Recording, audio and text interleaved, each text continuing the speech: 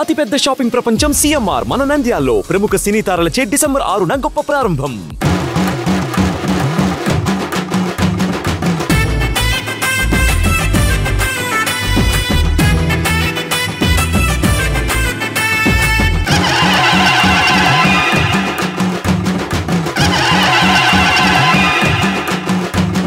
శరణమయ్యప్ప స్వామి శరణమయ్యప్ప శరణమయ్యప్ప స్వామి శరణమయ్యప్ప శరణమయ్యప్ప స్వామి శరణమయ్యప్ప శరణమయ్యప్ప స్వామి శరణమయ్యప్ప మోహిని తనయుడా మోహన స్వరూపుడా. సుమన్ టీవీ ప్రేక్షకులకి నమస్తే. మరి ఇప్పుడు సీజన్ అంతా కూడా అయ్యప్ప స్వాములకు నడుస్తున్నది, మీ అందరికీ తెలుసు కదా. ఎంతోమంది భక్తులు అయ్యప్ప స్వామికి చాలా నిష్టగా దీక్ష చేసుకుంటా మాలలు వేసుకొని ఎన్నో పూజలు ఆచరిస్తున్నారు. ఎంతో పవిత్రమైన భూమిని తయారు చేస్తున్నారు ఈ భూమి మీద నడిచి కదా. అలాంటి సమయం ఇది. అలాంటి సమయంలో మన స్వామి గురించి మనము తెలుసుకుంటూ, ఆ స్వామికి చేసే పూజా విధానాల గురించి తెలుసుకుంటూ, అయ్యప్ప స్వాములు మాలేసుకుంటే చేయాల్సినవి ఏంటి, ఇవన్నీ విషయాలు తెలుసుకుంటూ ఇంకొక గొప్ప వ్యక్తి గురించి తెలుసుకోనికి మనం వచ్చినాం. ఈయన చాలా గొప్ప స్వామి, చాలా పేరుగల వ్యక్తి, ఎన్నో సంవత్సరాలుగా ఆ అయ్యప్ప స్వామికి సేవ చేసిన వ్యక్తి. ఎంతో అదృష్టం ఉండాలి నేను కలవాలంటే. సో అలాంటి వ్యక్తే ఈరోజు మన ముందున్నారు. ఆయన స్వయాన బ్రహ్మశ్రీ మురళి నంబూత్రి స్వామి. మరి ఆ స్వామిని కలిసి ఆ స్వామితో మాట్లాడి చాలా విషయాలు తెలుసుకోవడానికి నేను వచ్చేసిన. మీరు చూస్తూ ఉండండి. స్వామి నమస్తే. బాగున్నారా స్వామి? చాలా సంతోషం ఈరోజు మీరు మాకు సమయం ఇచ్చి ఈ విధంగా కలవడం అనేది మా అదృష్టంగా భావిస్తున్నాం. ఎందుకంటే ఈ స్వామి ఏదైతే ఇప్పుడు ప్రస్తుతం నేనున్న గుడి ఉందో, సోమాజిగూడలో అయ్యప్ప స్వామి గుడి ఇది.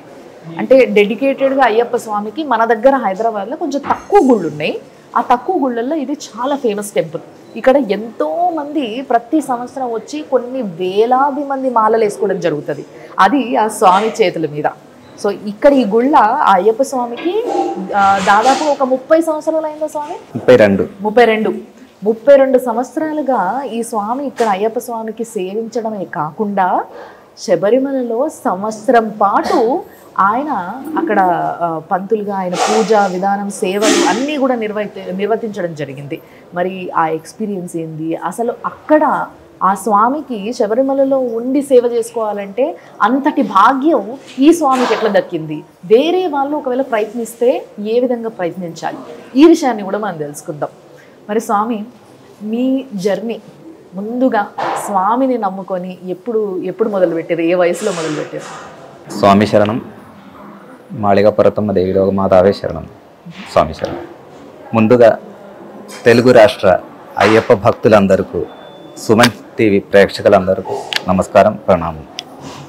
నేను చిన్న వయసులో కేరళలో గురువాయూర్ దగ్గరే ఒక చిన్న పల్లెటూరులో ఒక సంప్రదాయమైన ఒక ఫ్యామిలీలో పుట్టి పెరిగానమాట. చిన్న వయసులో అక్కడ నా ఉపనయనం, తర్వాత పూజా విధానం నేర్చుకోవడం, వేద పారాయణం నేర్చుకోవడం అవన్నీ జరిగింది. ఇది తర్వాత మా ఎడ్యుకేషన్ అయిపోయింది. 10th అయిపోయి ఇంటర్ అవుతూ ఉంటే ఇక్కడ హైదరాబాద్లో ఈ పంజగుట్ట ఏరియా అంటే సోమాజిగూడ ఏరియాలో ఒక విగ్రహ ప్రతిష్ఠ అవుతుందని, తప్పకుండా అక్కడికి రావాలి, మీరు ఒక్కసారి వచ్చిపోండి. చిన్నప్పుడు ఏంటంటే ఇలా బయటికి రావడం అనేది, అప్పుడు మనం ఆ ఊరు తిరగడం అంతే ఉంటుంది కదా, బయటికి రావడం చాలా తక్కువ. అలా ఉంటే సందర్భం లేదు, ఒక ఆపర్చునిటీ కదా, ఒక్కసారి పోయి చూద్దాం హైదరాబాద్ ఏంటి, అక్కడ ఏమవుతుంది అని ఒకసారి చూద్దామని.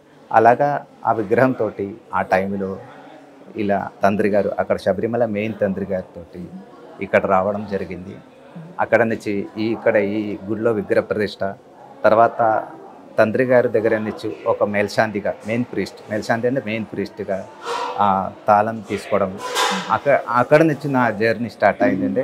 ఇక్కడ పూజా విధానం స్టార్ట్ చేయడం, అక్కడ నుంచి మొదలైంది పూజలు పురస్కారాలు ఇక్కడ రోజు చేయడం.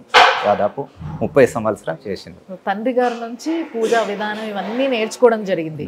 ఇక్కడ 32 సంవత్సరాలుగా సేవ చేయడం జరిగింది. మరి స్వామికి అక్కడ శబరిమలలో ఒక సంవత్సరమే ఇస్తారు. అక్కడ ఏంటంటే మేల్శాంతి అనేది ఒక పోస్ట్ ఉంటుంది. మేల్శాంతి అది ఏంటంటే కేరళ సంప్రదాయంగా, కేరళ నంబూదిరి బ్రాహ్మణులు వాళ్ళకు ఈ తాంత్రిక పూజ నేర్చుకున్న వాళ్ళు మినిమం ఒక 10 సంవత్సరం నుంచి 15 సంవత్సరం మేజర్ టెంపుల్లో పూజ చేసే ఎక్స్పీరియన్స్ ఉండే వాళ్ళకి ఈ ఛాన్స్ దొరుకుతుంది అనమాట. అంటే అక్కడ తాంత్రిక పద్ధతిలో పూజ జరుగుతుంది. అది ఇది ఆ తాంత్రిక పద్ధతి కేరళ సంప్రదాయంలో పూజ అవుతుంది. అక్కడ వేరెవరకు ఛాన్స్ రాదు. సో అక్కడ మీరు ఒక సంవత్సరం ఉండడం అంటే ఈ మేల్శాంతి సెలక్షన్ అయిపోతే సంవత్సరం అక్కడే ఉండి పూజ చేయాలి. అది ధర్మం అక్కడ. అంటే అప్పుడు మీకు కలిగిన ఎక్స్పీరియన్స్ ఏంటి, మీరు ఏం చెప్తారు? అక్కడ ఎక్స్పీరియన్స్ అదొక అద్భుతమైన ఎక్స్పీరియన్స్. అంటే అది పవిత్రమైన భూమి, అంత పెద్ద అడవే కదా. ఆ అడవి లోపల ఎంత సముద్రం నుంచి దాదాపు 2000 feet పైన ఉంటుంది కదా ఆ ఏరియా అంతా. అక్కడ ఉండి స్వామివారి దగ్గర ఉండి ఈ 365 రోజులు ఒక సంవత్సరం మొత్తం దీక్షతోటి పూజ చేయడం అదొక అద్భుతం. అది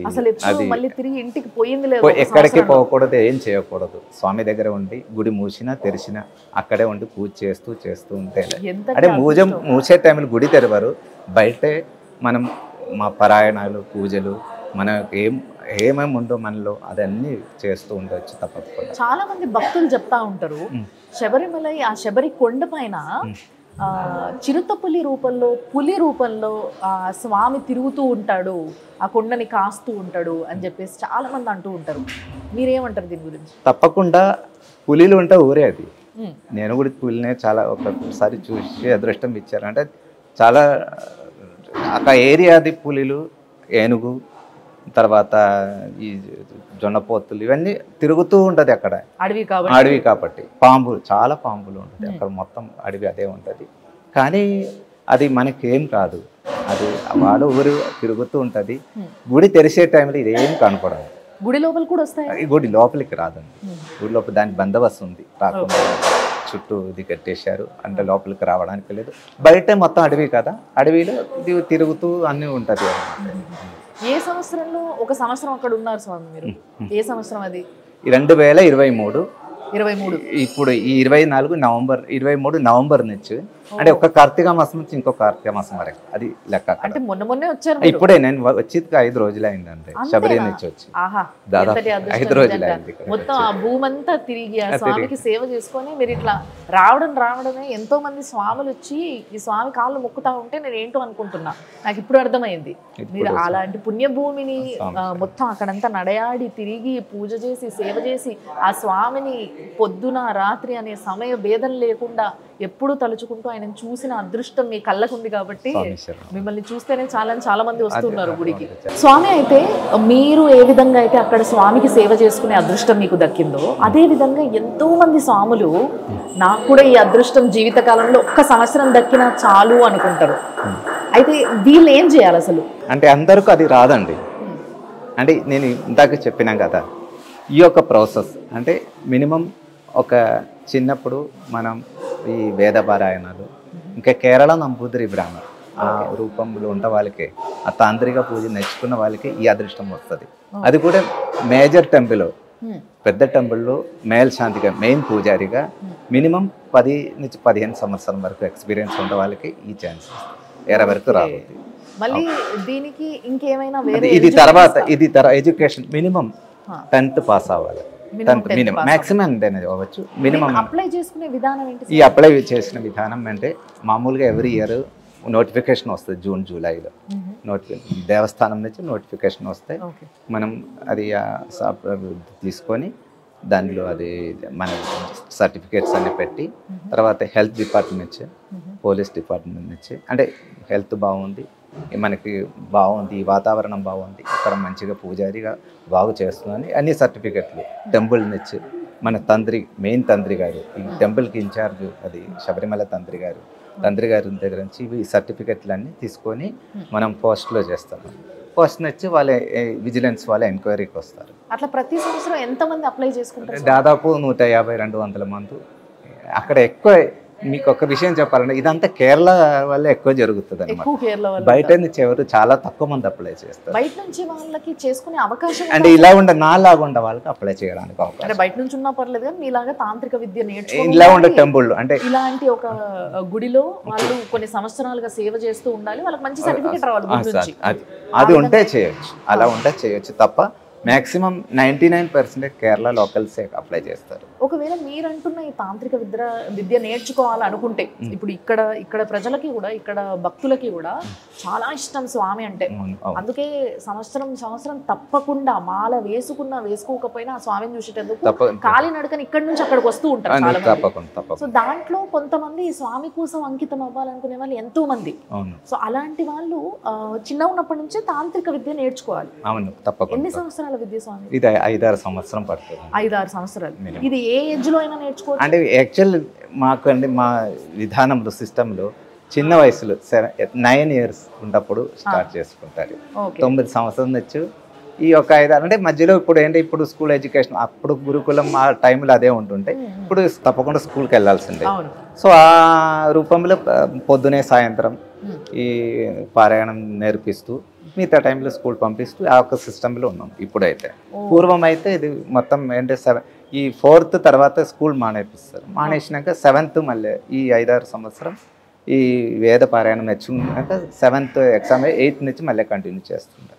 ఇప్పుడు అది లేదంటే మామూలుగా మార్నింగ్ సాయంత్రం నేర్పించడం అదే జరుగుతుంది. సో ఈ విధంగా శిక్షణ పొందిన తర్వాత ఒక ఏజ్ వచ్చినాక ఒక గుడికి మెయిన్ పంతులుగా ఉంటూ అక్కడ స్వామికి, అది కూడా అయ్యప్ప స్వామికి, ఆ అయ్యప్ప స్వామి గుడిలో సేవ చేస్తూ కొన్ని సంవత్సరాలుగా ఇక్కడ నుంచి సర్టిఫికేట్ ఉంటే ఆ అప్లికేషన్ కి మనం అప్లై చేసుకోవచ్చు.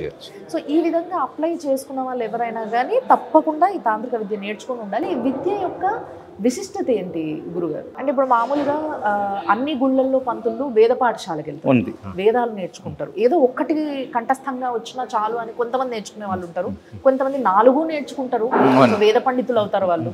సో ఇట్లా ఒక పద్ధతి ఉంటుంది ప్రతిదానికి. సో మీరు నేర్చుకుంటున్న ఈ విద్యకు ఉన్న ఒక విశిష్టత ఏంటి? ఇది ఒక సపరేట్ శాస్త్రం. ఇది కేరళలోనే, ఇండియాలో నేను చూసాను, ఇంకెక్కడ దగ్గర చూడలేదు. అంటే తాంత్రిక విద్య అనేది అంటే ఇందులో నాకు అనిపిస్తుంది కొంచెం యోగా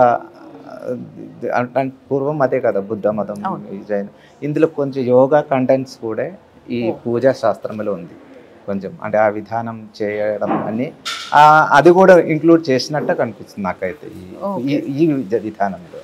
అది నేర్పుతారా? అంటే నేను ఇప్పుడు ఇంతవరకైనా ఎవరికి నేర్పియలేదు. అంటే అది ఎవరు అవసరం ఉంటే మనం తప్పకుండా మనం చెప్తాం ఏ రకంగా చేయాలి, ఎలా ఉండాలి అని. తప్పకుండా ఎవరికైనా తప్పదు కదా, ఏంటి దీని కంటెంట్ ఏంటి, ఎట్లా చేయాలి తప్పకుండా చెప్తాం. ఓకే, మీలా ఆ విద్యను నేర్చుకొని ఆ స్వామికి పూజ చేయాలి, సేవ చేయాలనుకుంటున్న వాళ్ళు పాటించాల్సిన విధానాలు ఏంటి? విధానాలు అంటే సాత్వికంగా ఉండాలి. సాత్వికంగా ఉండడం అనేది 2-3 ఉంది అందరు. మనం శరీర శుద్ధి, మనశుద్ధి. అంటే శరీరం శాంతిగా మాట్లాడాలి, అది కొంచెం శాంతిగా మాట్లాడాలి. తర్వాత శరీర శుద్ధి అంటే రోజు స్నానం, తల స్నానం రోజు తప్పకుండా చేయాలి, ప్రతిరోజు మార్నింగ్ సాయంత్రం గుడికి వచ్చే. అంటే శరీర శుద్ధి అది. మానసికంగా అంటే మనం వచ్చే భక్తులతోటి, ఈ భక్తులే కదా, భక్తులకు భగవంతులకు మధ్యలో మనం ఈ పూజారి ఉంటాయి కదా, అప్పుడు ఈ భక్తులతోటి వాళ్ళు ఏది కావాలనే వాళ్ళు కొంచెం మంచిగా సంతోషంగా మాట్లాడి వాళ్ళ కోరికలు ఏంటి అడిగి అది భగవంతుడికి చెప్పడం, అది నా ధర్మం. అదే కదా, అది తప్పకుండా పాటిస్తూ ఉంటేనే ఈ విధానం ముందుకెళ్ళేది. అంతే కదా. తినే భోజనంలో ఉల్లిపాయ తినొచ్చా? అది తప్పకుండా తినకూడదు. ఏంటంటే సాత్విక భోజనం. అందుకే నేను అన్నా ఏంటి సాత్విక భోజనం అంటే ఉప్పు తక్కువ, కారం తక్కువ, ఇలా ఈ మసాలాలు అసలే లేదు. అలా ఉన్నప్పుడు ఏంటంటే శరీరంలో ఒక రకమైన ఒక ఎనర్జీ ఉంటుంది. మీరు ఇప్పుడు ఎన్ని సంవత్సరాల నుంచి తినలేదు అసలు? అది దాదాపు అప్పటి నుంచి అంతే అండి, చిన్న ఉన్నప్పటి నుంచి. అంటే మనకు ఆల్రెడీ అలవాటు అయిపోయినాం కదా, ఇంకా ఆటోమేటిక్ అదే నడుస్తుంది. పెళ్లి చేసుకోవచ్చా? అదేండి చేసుకో, అంటే వంశపారంపర్యం కావాలి. అంటే కేరళలో ఓన్లీ 1%. ఇదే పూజ చేయాలని మళ్ళీ ఇంకొక జనరేషన్ కావాలి కదా, అది వేరే. అందుకోసం తప్పకుండా పెళ్లి చేస్తుంటే ఏం కాదు, చేసుకోవచ్చు. అయితే అక్కడ మెయిన్ గుళ్ళో శబరిమలలో ఆ స్వామికి వంశపారపరంగా వస్తున్న పూజారులు వేరుంటారు, మీరు ఈ విధంగా సెలెక్ట్ అయ్యి వెళ్ళి ఒక సంవత్సరం పాటు పూజ చేయగలిగే అదృష్టం దక్కిన వాళ్ళు వేరే ఉంటారు. బట్ అందరూ కలిసే చేస్తారు అక్కడ. ఎంతటి అదృష్టం నిజంగా. కాబట్టి ఈ ఇన్ఫర్మేషన్ చాలా మందికి తెలియదు. ఒకవేళ ఎవరికన్నా ఈ ఇన్ఫర్మేషన్ తెలుసుకోవాలి, కొంత నాకు ఇష్టం ఉంది, ఇది ఏదైనా నేర్చుకోవాలి అనుకుంటే ఆ స్వామిని కలిసి ఇంకొన్ని డీటెయిల్స్ కూడా తెలుసుకోవచ్చు మీరు. దాంట్లో ఎటువంటి ఆలోచన లేకుండా చాలా స్పష్టంగా చెప్పారు స్వామి వారు కూడా. సో స్వామి మామూలుగా ఇప్పుడు చాలా మంది ఇరుముడి కట్టడానికి ఇక్కడ కట్టించుకోవడానికి వస్తూ ఉంటారు. సో వీళ్ళకి ఆ విధానం ఏంటి? ఆ ఇరుముడిలో ఏమేమి పెడతారు, ఏమేమి సామాగ్రి ఉంటాయి, ఆ కట్టే విధానం ఏంటి, ఆ విధంగా కట్టడానికి దానికి ఒక విశిష్టత ఉంటుంది, అది ఏంటి? శబరి యాత్రలు ముఖ్యమైనది ఇరుముడి అనేది. ఇరుముడి ఎత్తుకొని వెళ్తేనే శబరి యాత్ర పూర్ణమయ్యేది. సో శబరి యాత్రలు ఇరుముడి కట్టడం 41 దినం దీక్ష తీసుకున్న తర్వాతనే ఇరుముడి కట్టాలి. ఓహో, ముందు దీక్ష తీసుకున్నప్పుడు కాదు, 41 దినం మనం అంటే ఒక మండల మాసం అంటే ఈ ముందు మీకు ఇంకొక విషయం చెప్పండి. ఆయుర్వేదం ట్రీట్మెంట్లో ఒక మండలం ఏది మెడిసిన్ ఏదైనా మందులు ఇస్తే 41 దినం మీరు వాడుకోండి అని అంటారు. అవును. అంటే 41 దినాలకు చాలా శ్రేష్టం చాలా ఎక్కువ ఉంది. ఈ 41 దినం మండలి ఈ కార్తీక మాసంలో మొదటి రోజు నుంచి 41 దినం దీక్ష చేసుకొని అక్కడ నుంచి ఆ 41 రోజు మనం వచ్చి ఏదో గుడికో లేకుంటే ఎక్కడో పవిత్రమైన ప్లేస్కి వెళ్ళి అక్కడ నుంచి ఇరుముడి కట్టుకొని స్వామివారు 18 మెట్లకి స్వామి దర్శనం చేస్తే తత్వమసి నీలోనే నేను ఉన్నాను ఆ ఒక సిద్ధాంతం అక్కడ. అంటే 41 దినాలు ఈ దీక్ష చేయగలిగిన వాళ్ళు మాత్రమే ఆ మెట్లెక్కే అవకాశం. అది యాక్చువల్ అది పద్ధతి శాస్త్రం. అది అంటే కొంతమంది 11 రోజులు అదేంటి యాక్చువల్ తప్పు అండి. పద్ధతి అనేది శాస్త్రం అనేది ఈ 41 దీక్ష తీసుకొని పవిత్రమైన మెట్లు ఎక్కేటప్పుడు ఇలాగనే ఉండాలి. తర్వాత ఇరుముడి అన్న వరకు ఇరుముడిలో ముందు నెయ్యి కొబ్బరికాయ మనసాల నెయ్యి మన నెయ్యి స్వామివారికి అభిషేకం చేసే నెయ్యి మనం టెంకాయలో పెట్టి ఇక్కడ నుంచి తీసుకెళ్తున్నమాట. ముందు కొంచెం బియ్యం ఉండదు. తర్వాత పూజా సామాగ్రిలు కొంచెం మనకు తమలపాకు ఒక్క కొంచెం అటుకులు బెల్లం అవన్నీ పూజ గురించి అక్కడ అంటే అడవి కదా అక్కడ అదే వాడతారు మామూలుగా. అంటే ఇంకా ఇలా ఉండదు వస్తువులు. వెనక పక్క మనకు కొంచెం బియ్యం కావాలంటే 1-2 టెంకాయలు మనం పెట్టొచ్చు, అది తప్పులేదు. అంటే ఇరుమిడి కట్టడం ఆ మాల వేసుకున్న స్వామి మాత్రమే చేయాలి, ఇంకెవరు చేయకూడదు. అంటే వాళ్ళకు ఒక గురుస్వామి లాగా ఎవరైనా ఉంటుంది కట్టేవాళ్ళు.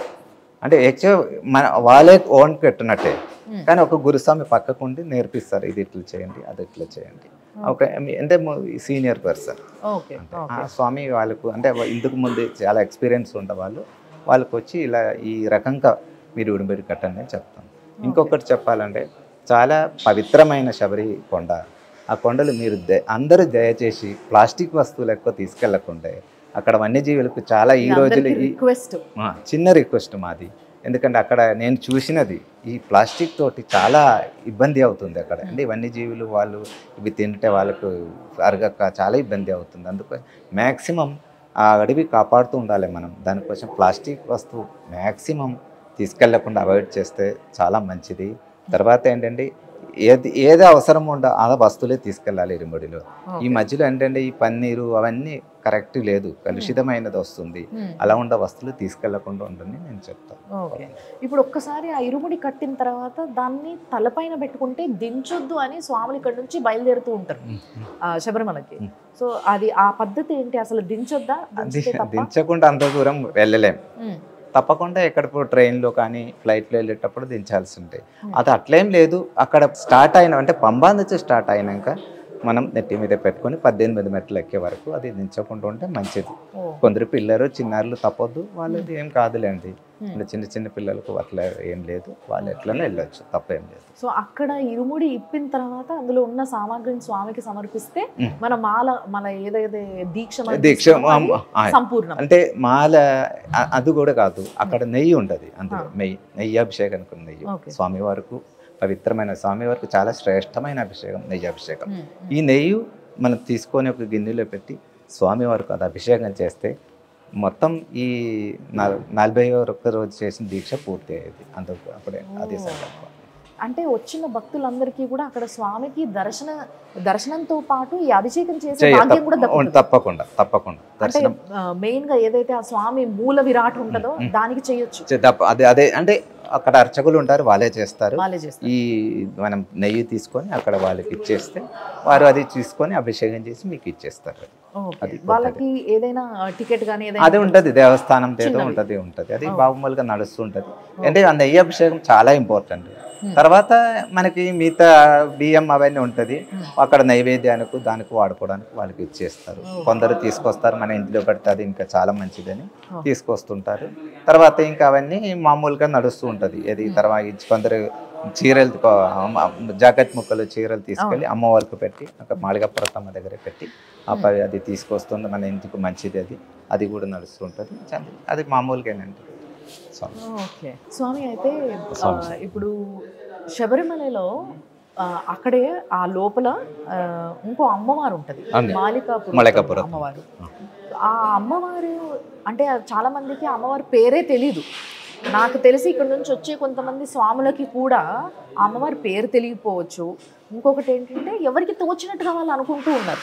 ఈ మధ్య కొంతమంది మాట్లాడుతున్న మాటలు కొంచెం వినడానికి చాలా ఇబ్బందికరంగా ఉంది. అసలు నిజంగా ఆ అమ్మవారు ఎవరు, అక్కడ ప్రతిష్ఠించడానికి కారణం ఏంటి, ఆమె ఎవరు, ఏం చేస్తూ ఉంటుంది అనేది ఒక్కసారి నాకు చెప్పరా. నేను యాక్చువల్ పోయిన సంవత్సరం శబరిమల మాళికాపురం అమ్మవారు ప్రధాన అర్చకుడుగానే ఉంటుంది. సో ఆ మాళికాపురతమ్మ గురించి అన్నీ తెలుసుకొని వచ్చినాను నేను ఇక్కడికి. తప్పకుండా మీ అందరికీ చెప్తాను. ఇంకొకటి ఏంటంటే అక్కడ అమ్మవారు అనేది ఒక మాతా రూపం, అమ్మ రూపం. ఓకే, రెండు ఈ పందల రాజవంశులు అక్కడ మధుర మీనాక్షి అమ్మవారిది అంటే ప్రధాన పూజ చేస్తూ ఉంటారు వాళ్ళు. పూర్వం వచ్చి వాళ్ళకి అదే ఉంటుంది. వారు ఎక్కడ వెళ్ళినా అమ్మవారి విగ్రహం ప్రతిష్ఠిస్తుంది. ఎక్కడ ప్రతిష్ఠ చేస్తే అక్కడ అమ్మవారి విగ్రహం పక్కన ప్రతిష్ఠ చేసుకుంటారు.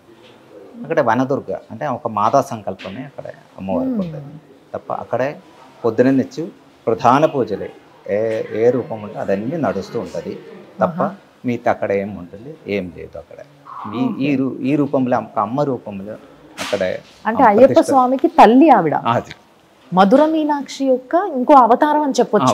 అంతేనా? మీనాక్షి యొక్క ఇంకో రూపం, ఇంకో అవతారం అక్కడ అవతరించి అక్కడ ప్రతిష్ఠ చేసిండు. అంటే అడవిలో వనదేవత, వనదుర్గ. ఆ వనాన్ని కాపాడే ఒక తల్లి. తల్లి మరి తన బిడ్డ ఉంటున్న జాగని ఆ వనాన్ని కాపాడాలి కాబట్టి ఆ తల్లి అక్కడికి వచ్చి స్వయాన ఆమె అక్కడ ప్రతిష్ఠ చేయించుకుంది భక్తులతో, కాబట్టి అక్కడ పూజలు పొందుతుంది. అంతేగాని చాలా మంది రకరకాలుగా అనుకుంటున్నారు ఏం లేదు, వేరేం లేదు అక్కడ, ఇలా ఉండేది ఏం లేదు. తర్వాత అక్కడ మణిపంటపం అని ఒకటి పక్కనే ఉంటుంది. అది స్వామివారు వచ్చి అక్కడే గెలిచిండు. అక్కడ నుంచి ప్రతిష్ట జరిగింది వేరే దగ్గరే. అప్పుడు ఏంటంటే అక్కడ ఈ పూజలు అవుతూ ఉంటుంది. ఈ సంక్రాంతి అయినాక మణిపంటపంలో 5 రోజులు పూజ అవుతుంటుంది స్పెషల్గా. ఈ పూజ చివరి రోజు అంటే సంక్రాంతి అయినాక చివరి రోజు గురుది అని ఉంటుంది లాస్ట్ డే. అంటే ఆ గురుది అనేది అందరూ అంటే మా స్వామి దేవతలు అది అన్నీ వచ్చి అక్కడ కూర్చొని అందరూ చూసుకొని ఈ మొత్తం ఈ 2 నెలలు అయిన పూజని సమాప్తం అట్లనే అవుతుంటుంది. దానికోసం ఈ శరంగుత్తికి వెళ్ళి అక్కడ స్వామి ఈ చివరి రోజు అంటే 5వ రోజు బొద్దుకు ముందు 4వ రోజు అక్కడికి వెళ్ళి స్వామివారు ఇది ఉంటుంది, ప్రజలు వాళ్ళు ఉంటుంది కదా, అప్పుడు వన దేవతలు వాళ్ళందరినీ పిలుచుకొచ్చి మీరందరూ రండి, అక్కడ గురుది అవుతుంటుంది. అందరు మధ్యంలో ఆ గుడి మూసేస్తారు. అది పద్ధతి. సో ఈ విధంగా పూజలు ఆ లోపల ఆ స్వామికి నిర్వర్తించడం జరుగుతుంది. అంతేకాకుండా ఆ యొక్క అమ్మవారి గురించి చాలామంది చాలా విధాలుగా మాట్లాడుకుంటున్నారు, ఏది పడితే అదే ప్రచారం చేస్తూ ఉన్నారు. కానీ నా ముందున్న ఈ స్వామివారు స్వయాన ఆ తల్లికి సంవత్సరం పాటు పూజలు చేసిన వ్యక్తి ఆ గుళ్ళో. కాబట్టి ఆ అమ్మవారి యొక్క ఏదైతే ఇతిహాసం ఉంటుందో అమ్మవారు అక్కడ రావడానికి కారణం ఏంటి అన్న విషయాన్ని తెలుసుకున్న వ్యక్తిగా ఆయన చెప్పిన మాట ఇది. కాబట్టి దయచేసి ఏవైనా తప్పుడు మాటలు మాట్లాడుంటే చెంపలేసుకొని ఇప్పటికైనా ఆ స్వామిని క్షమించమని కోరుకుంటూ ఆ తల్లి గురించి తెలుసుకొని మధుర మీనాక్షిని మనం ఎంత గొప్పగా పూజిస్తాము, ఆ గుడికి వెళ్తాము, మనం అందరము వెళ్తాము అటువైపు వెళ్ళినప్పుడు, ఎంత దయగల తల్లి ఆ తల్లి.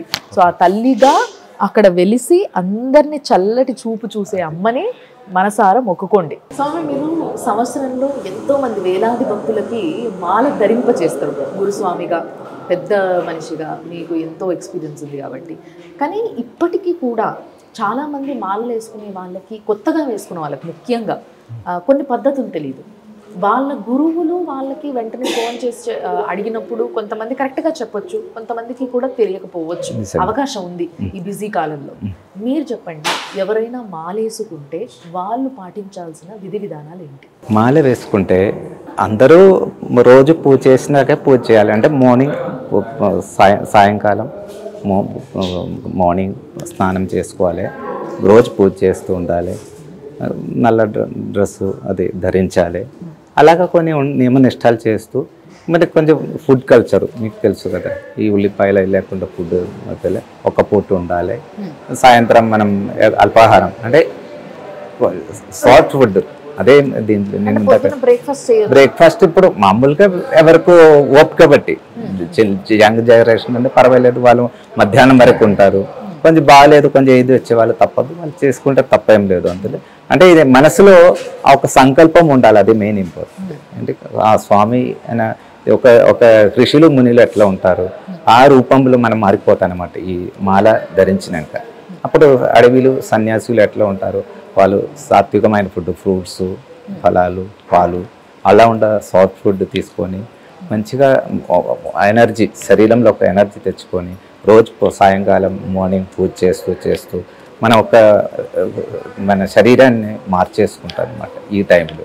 అది చాలా మెయిన్ ఇంపార్టెంట్. అయితే నేను కొంతమంది స్వాములని చూసా, కొంతమంది దగ్గర విన్నా కూడా. ఏంటి అంటే కొంతమంది స్వాములు పాపం వాళ్ళకి బిజీ లైఫ్ అయిపోయి ఈ రోజులలో పాపం ఏ ప్రొఫెషన్లో చాలా మందిని చూస్తున్నాం, ట్రాఫిక్ సిగ్నల్ దగ్గర ఉండే ట్రాఫిక్ పోలీసులు కూడా మాలేసుకుంటారు పాపం వాళ్ళ భక్తి. కానీ వాళ్ళకి సమయం లేకపోగా వాళ్ళు ఏం చేస్తారంటే మధ్యాహ్నం భిక్ష అంటే ఏదో ఒక దగ్గర వాళ్ళు మొత్తం స్వాములందరూ కలిసి కానిస్తారు. కానీ రాత్రి పూట ఏదైతే తినే భోజనం ఉంటుందో ఆ రాత్రిపూట సమయంలో రాత్రి ఇంటికి వెళ్ళిన తర్వాత పూజ చేసుకొని ఆ స్వామికి తిందామనే సమయానికి పాపం వాళ్ళకి ఓపిక లేక కొంతమంది ఇప్పుడు వస్తున్న ఈ మ్యాగీలు వండేసుకొని తినేస్తున్నారు. అంటే ఇవి ఇన్స్టెంట్గా తెచ్చుకునే దాంట్లో అన్నీ ఉంటాయి, ఎల్లిపాయలు ఉంటాయి, అన్నీ ఉంటాయి, అన్ని మసాలాలో ప్రతిదీ ఉంటుంది అందులో. అయినా కూడా అది వండుకొని తినేస్తున్నారు. ఈ విధంగా తినొచ్చు అంటారా? చాలా తప్పు అది. అలా ఉండే ఫుడ్స్ అట్లే వాడకూడదు. అంటే ఇవి కొన్ని రోజులే కదా, ఇక 4 దినమే కదా. అది చాలా మంచిగా సాఫ్ట్ ఫుడ్, అంటే ఈ రకమైన సాత్విక ఫుడ్. అందులో ఈ మనం చేసిన చిన్న దోశలు, ఇడ్లీలు అట్లా ఉండే ఫుడ్ తింటేనే మన శరీరానికి మంచిది, మన ఒళ్ళకు బాగుంటుంది. ఇట్లా ఉండే ఫుడ్ మనం ఎప్పుడో తినకూడదు, అది మామూలు రోజు కూడా వాడకూడదు. ఎందుకంటే ఇవన్నీ కలుషితమైన ఫుడ్లే కదా. మామూలుగా మంచిగా సాత్వికమైన దోశ, ఇడ్లీ, వడలు అట్లా ఉండే మన ఫుడ్ తింటే చాలా మనకు కూడా మంచిది. ఈ పూజ కూడా బాగా చేసే ఒక ఆరోగ్యం మనకు వస్తుంది, అది బాగుంటుంది. ఇంకొకటి ఏంటంటే స్వాములందరూ ఈ ఏదైతే 41 రోజుల దీక్ష సమయంలో ఒకవేళ మనకి ఏదైనా జ్వరం కానీ, దగ్గు కానీ, సర్ది కానీ, ఇంకేదైనా ప్రాబ్లం, వంటికి సంబంధించి శరీరానికి సంబంధించి ఇంకేదైనా ప్రాబ్లం వచ్చినప్పుడు ఏదైతే టాబ్లెట్స్ ఉన్నాయో వేసుకోరు, అసలు వేసుకోకుండా ఉంటారు, నూనె పెట్టుకోకుండా ఉంటారు, గోర్లు కట్ చేయకుండా, జుట్టు కట్ చేయకుండా, ఈ విధంగా ఉండడం జరుగుతుంది. పద్ధతి మాల వేసుకున్న ఏ మాల వేసుకున్నా కూడా అందరూ పాటించే పద్ధతి. కానీ ఒకవేళ ఆ సమయంలో ఎవరికైనా ఏదైనా కొంచెం బాగా సివియర్ అయిపోయి, ఇప్పుడు కొంతమందికి థ్రోట్ ఇన్ఫెక్షన్ అయింది అనుకుందాం, ఆ థ్రోట్ ఇన్ఫెక్షన్ చాలా ఇబ్బంది పెడుతుంది, ఇంకా అది మితిమీరిపోయి డాక్టర్ దగ్గరికి వెళ్తే కూడా నువ్వు ఇంజక్షన్లు తీసుకోకపోతే ఇంకా అది కాదు, టాబ్లెట్స్తో ఇప్పట్లో పనిచేయదు. ఇలాంటి పరిస్థితుల్లో పాపం ఈ చలికాలం అయ్యేసరికి పొద్దునే చల్లనీళ్ళతో తల స్నానం చేసి కొంతమందికి పడక ఈ విధమైన ప్రాబ్లమ్స్ కొన్ని ఫేస్ చేస్తున్నారు. వీళ్ళు వేసుకోవచ్చే టాబ్లెట్స్ పర్లేదా? తప్పకుండా వేసుకోవచ్చు, అట్లేం లేదు. ఏంటంటే ఏ దానికో ఈ ఒళ్ళు సహకరించకపోతే వేయాల్సిందే. అది తప్పకుండా మన ఏంటంటే ఇది పూర్వం ఒక జనరేషన్ ముందు ఇదన్నీ ఓకే. ఇప్పుడు ఈ కలుషితం ఇక్కడ వాతావరణం అట్లా రకరకమైన చేంజ్ అవుతూ ఉంటుంది. అందులో కొన్ని తప్పదు మన ఈ రోజులు. అలా సబ్బు వాడద్దు, సబ్బు వాడకుండా ఉండలేము, ఎంత పొల్యూషనే కదా ఈ రోజులు. పొల్యూషన్ టైంలో శరీర శుద్ధి అనేది పూర్వం అది అంతే. మనం ఏదో నదిలో స్నానం చేయడం, అడవిలో ఉండడం, గుడిలో ఉండడం, బయటికి వెళ్ళకుండా ఉండే. ఇప్పుడు తప్పదు, డ్యూటీ చేయాల్సిందే, బయటికి వెళ్ళాల్సిందే. అప్పుడు తప్పదు. ఇక్కడ బయటకు వెళ్తే ఆ వాతావరణం మనకు వేరే రకంగా ఉంటుంది. ఇక్కడ వచ్చినాక కొంచెం ఇవన్నీ వాడకపోతే కష్టం. తప్పకుండా ఈ మధ్య నేను గమనించింది, ఒకవేళ ఆంజనేయ స్వామి మాలేసుకున్నా, వెంకటేశ్వర స్వామి మాలేసుకున్నా, ఆ శివుడి మాలేసుకున్నా, వేరే ఏ మాలలు వేసుకున్నా కూడా పెళ్ళైన వారు వారి యొక్క సంసార జీవనం కొనసాగించకపోయినా ఆ యొక్క ఇంటిలోనే, ఏ ఇంట్లో అయితే ఎప్పుడూ ఉంటారో వాళ్ళు భార్యతో, పిల్లలతో, తల్లిదండ్రులతో కలిసి ఆ ఇంట్లోనే ఉంటారు. కానీ అయ్యప్ప స్వామి మాలకు వచ్చేసరికి మాత్రము ఈ స్వాములందరూ వేరే ప్లేస్, ఒక ఇల్లు కానీ ఒక ఏదైనా రెంట్కి తీసుకొని, ఒక శుద్ధమైన ప్లేస్ని తీసుకొని అక్కడ ఉండడం జరుగుతుంది. ఒకవేళ కుదరని వాళ్ళు ఎవరైనా ఉంటే మరి ఇంట్లో ఉండొచ్చా? తప్పకుండా ఉండొచ్చు, అట్లేం లేదు. అంటే ఇట్లా ఏదో అందరూ కలిసి ఒక దగ్గర ఉంటే అది ఉండనివ్వండి, మంచిదే కదా, తప్పేం కాదు. తర్వాత ఏంటంటే కుదరకపోయిన వాళ్ళు ఇంట్లో పీఠం పెట్టుకొని కొంచెం జాగ్రత్త నియమనిష్టతో ఉండాలి, వేరేం లేదు. బ్రహ్మచర్యం పాటిస్తూ వాళ్ళ జాగ్రత్తలో వాళ్ళు ఉంటే సరిపోతుంది. చాలు, అంతే, వేరే ఏం లేదు, అంతే, వేరే అట్లా ఏం లేదు. పెళ్ళైన వాళ్ళు మాలేసుకోవడానికి కొంతమంది ఇబ్బంది పడుతూ ఉంటారు కాబట్టి వాళ్ళకి ఎలాంటి ఇబ్బంది లేకుండా మనసు శుద్ధిగా ఉంటే చాలు, అది అది శుద్ధంగా ఉంచుకొని వాళ్ళు బ్రహ్మచర్యం పాటిస్తే తప్పకుండా సరిపోతుంది. స్వామికి భక్తి అనేది ఇంపార్టెంట్. మనం పాటించే ఏవైతే నియమ నిష్టలు ఉన్నాయో అవన్నీ కూడా ఎంతవరకు మనం చేయగలుగుతాం అంతవరకు చేస్తూ మనము భక్తిని ఆయనకి ఇవ్వగలిగితే అంతకు మించి ఏమీ అవసరం లేదు అన్న విషయం ఇంత పెద్ద గురువే చెప్తున్నారు. ఇంకా ఏం కావాలి చెప్పండి. ఎంతోమంది స్వాములు ఏదైతే సోమాజిగూడ అయ్యప్ప స్వామి గుడికి నేను ఇప్పుడు వచ్చినో అదే గుడికి చాలామంది వస్తూ ఉంటారు. అసలు వేలాది మంది భక్తులు పడి పూజలు చేసుకుంటూ ఉంటారు, ఇక్కడ మాలేసుకుంటూ ఉంటారు, ఇక్కడ ఆడవాళ్ళు మగవాళ్ళు అందరూ వస్తారు ఇక్కడికి. మరి ఇంతమంది వచ్చే ఈ గుడికి పెద్ద పంతులుగా స్వామి ఉన్నారు కాబట్టి ఆ స్వామి చేసే సేవలు, మీరు చేసే సేవలు, మీరు చేసే పూజలు స్వామికి ఏమేమి ఉంటాయి స్వామి? గత 30 సంవత్సరాల నుంచి ఈ గుడి ఒకే రకంగా పూజ పురస్కారాలు నడుస్తుంటుంది. ఇలా చేసినందుకు నాకు అక్కడ మేల్శాంతిగా సెలెక్షన్ కావడం, అక్కడ ఒక సంవత్సరం పూజ చేసే అదృష్టం భగవంతుడు ఇచ్చారు మాకు.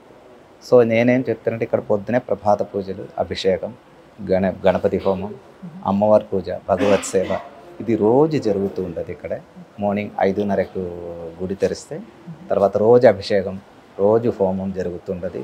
అలాగా శబరిలో ఏం పూజ పద్ధతిగా జరుగుతుంది అదే పద్ధతి, ఏం చేంజ్ లేకుండా అదే పద్ధతిలో అదే విధానములో ఇక్కడ రోజు జరుగుతుంటుంది. గత 30 సంవత్సరం రోజు నేను హరివరాసనం పాడి స్వామిని పడుకోబెట్టినందుకు నాకు ఇచ్చిన ఒక గిఫ్ట్ లాగా భావిస్తున్నాను. నేను ఈ యొక్క అయ్యప్ప స్వామి దగ్గర ఉండడం ఈ యొక్క అదృష్టం ఇచ్చింది. ఇప్పటికే నేను గత 30 సంవత్సరాలు నేను రోజు స్వామి వరకు హరివరాసం, సాయంత్రం హరివరాసనం అని ఉంటే స్వామివారి పడుకోబెట్టిన పాటు పాడి రోజు స్వామి గుడి మూయడం జరిగింది. దానికి ఇచ్చే ఒక అవకాశమే ఉండొచ్చు అని భావిస్తూ స్వామి. స్వామి మామూలుగా మీరు చెప్పేంత వరకు తాంత్రిక పద్ధతిలో పూజ చేస్తారు అయ్యప్ప స్వామికి అన్న విషయం నాకు తెలియదు. అయితే దీంట్లో భాగంగానే ఈ పడి పూజ అనేది చాలా డిఫరెంట్గా ఉంటుంది, చాలా అందంగా, చాలా అద్భుతంగా ఉంటుంది. ఆ స్వామి కదిలొస్తున్నాడేమో ఆ జ్యోతుల మధ్యలో నుంచి అన్నంత ఘనంగా ఉంటుంది. అలాంటి ఒక గొప్ప పూజ అది. కానీ ఆ పూజ కేవలం అయ్యప్ప స్వామికి మాత్రమే చేయడం చూస్తాం మనం. అసలు ఈ పడి పూజ విశిష్టత ఏంటి, ఎందుకు చేస్తారా సార్? ఈ మెట్ల 18 మెట్ల స్వామివారికే కదా, అది మెయిన్. ఈ 18 మెట్ల ఒక శాస్త్రం, అందుకని ప్రపంచంలో ఎక్కడే లేదు ఇలా ఉంటే ఒక పూజా విధానం. అంటే ఈ 18 మెట్లకి స్వామివారిని చూడడం అంటే ఈ 18 మెట్లకి ఎన్నో చాలా రకరకమైన శాస్త్రం ఉంది. అది దాని రకంగా ఈ 18 మెట్ల పూజ చేస్తేనే ఆ స్వామి పూజ అయినట్ట. మెట్ల పూజ చేసి స్వామివారి పూజ చేస్తేనే ఆ పూజ స్వామి అయ్యప్ప స్వామి దీక్షలు ఆ పూజ అయినట్టు. అదే తర్వాత ఇంకొకటి ఏంటంటే భోజనం, అంటే స్వామి అందరికీ భోజనం పెట్టడం అదొక శాస్త్రం. అంతే, ఎందుకంటే అది ముందు నుంచే అయ్యప్ప దీక్ష తీసుకున్నప్పుడు అందరూ 10 మందికి మనకు అయినంత వరకు, ఇంట్లో ఉండే వాళ్ళకు ఉండొచ్చు, లేకుంటే ఇద్దరికి ఉండొచ్చు, ఎంతో కొంత మనం ఇద్దరికి భోజనం పెట్టి వాళ్ళే సంతోషంగా పంపిస్తే అది మన ఇంటికి మంచిది, మన ఊరికి మంచిది. అది శాస్త్రం ముందు నుంచి ఉంటుంది. ఈ 18 మెట్లు ఎక్కడము, ఆ 18 మెట్లకు పూజ చేయడం అనే గొప్ప పద్ధతి. అంటే మనం కార్తీక మాసంలో దీపానికే పూజ చేస్తాం, మన దగ్గర ఇక్కడ తెలంగాణలో పువ్వులకే పూజ చేస్తారు. సో ఈ విధంగా ఇది కూడా ఒక గొప్ప పద్ధతి, మెట్లకు పూజ చేయడం. అంటే ఆ స్వామి ఆ 18 మెట్లెక్కి వెళ్ళి ఆ లోపల అక్కడ కూర్చొని దర్శనం ఇస్తున్నాడు కాబట్టి మనమందరం కూడా ఆ మెట్లెక్కి వెళ్తూ ఉంటాం ఎప్పుడైతే స్వాములు మాలేసుకొని వెళ్తారో ఆ స్వామి దర్శనం కోసం. ఆ మెట్ల యొక్క ఉద్దేశం ఏంటి అసలు? ఆ మెట్ల ద్వారా భక్తులకి ఏం చెప్దాం అనుకుంటున్నాం? అంటే 18 మెట్లు 18 వనదేవతలు, 18 దేవతలకు మనం పూజ చేస్తున్నట్టు. అది ఆ మెట్ల పూజ అనేది అదే జరుగుతుంది. ఆ 18 మెట్ల అంటే 18 కొండ 18 మెట్ల ఈ వనదేవ పూజ చేస్తూ స్వామివారు అక్కడ స్వామి రూపంలో అక్కడే కూర్చున్నాము. ఆ మెట్లకి ఒక్కొక్క దేవతని దండం పెట్టుకొని మొక్కి ఎక్కుకొని స్వామివారి పూజ చేస్తున్నాం. అంటే మనం చాలాసార్లు అమ్మవారికి పూజ చేసినప్పుడు ఆ చుట్టుపక్కల ఆవరణలో ఉండే అమ్మవార్లు చాలా మంది ఉంటారు. లలిత అమ్మకి పూజ చేయాలి అంటే ఆ ముందు ఆ చుట్టూ ఉన్న మిగతా అమ్మవార్లకి పూజ చేయాలి. ఆ అమ్మవార్లలో ఏ ఒక్క అమ్మవారి యొక్క అనుగ్రహం మన పైన ఉన్నా చాలు అనుకుంటారు అందరూ. అలాగనే అదే విధం ఇది స్వామికి 18 మందికి పూజ చేసిన తర్వాత వీళ్ళ పర్మిషన్ తీసుకుంటూ ఆయన దగ్గరికి వెళ్తా ఉన్నారు పూజ చేయడానికి. ఇది పద్ధతి. అది పద్ధతి. ఇంకొకటి ఏంటంటే శబరిమలలో ఏదైతే ఆ జ్యోతి గురించి ప్రతి సంవత్సరం ఒక వార్తగా చూస్తామో ఇప్పటికీ చాలా మందికి ఒక డౌటే అది. అంటే ఇప్పుడు ఈ కలికాలంలో కూడా జ్యోతి దానంతట అది ఆకాశంలో కనిపిస్తుంది, ఆకాశ జ్యోతి, లేకపోతే అది ఎవరైనా ముట్టిస్తారా, ఎవరైనా పైకి పంపిస్తారా దాన్ని అట్లా గాల్లోకి అనే ఒక డౌట్ చాలా మందిలో ఉంటుంది. భక్తులకే కాదు, చూసే వాళ్ళందరికీ కూడా, ఎంతో మందికి హిందువులకు ఉన్న డౌటే ఇది కూడా. అసలు దాని గురించి ఏం చెప్తారు? జ్యోతి అనేది పొన్నంబలమేడు, స్వామివారి ఎదుర్కొంటే ఒక కొండ ఉంది, దాన్ని పొన్నంబలమేడు అంటాం. పొన్నంబలమేడులో సంక్రాంతి రోజు సాయంకాలం అయ్యప్ప స్వామి హారతి అయినాక అక్కడ వచ్చే ఒక దీపం ఒకది, ఆ దీపం అక్కడ వచ్చేటప్పుడేనే అది చూసి స్వామిలు అందరూ దండం పెడతారు, ఆ దీపాన్ని పూజిస్తూ ఉంటారు. ఒక జ్యోతి అది, దీపంనే జ్యోతి అంటాం మన కథ. అది వస్తుంది అంటే స్వామివారికి 5 కొండలే, అంటే 5 రూపంలో ఉంటారు. ఓకే. అంటే ఈ పొన్నంబలమేడు, ఇంకా అచ్చంగోవిలు, ఆర్యంగావు, కుళత్తపుర, శబరిమల, పొన్నంబలమేడు. ఈ పొన్నంబలమేడులో ఆ రోజు పూజ అవుతుంటుంది అక్కడ.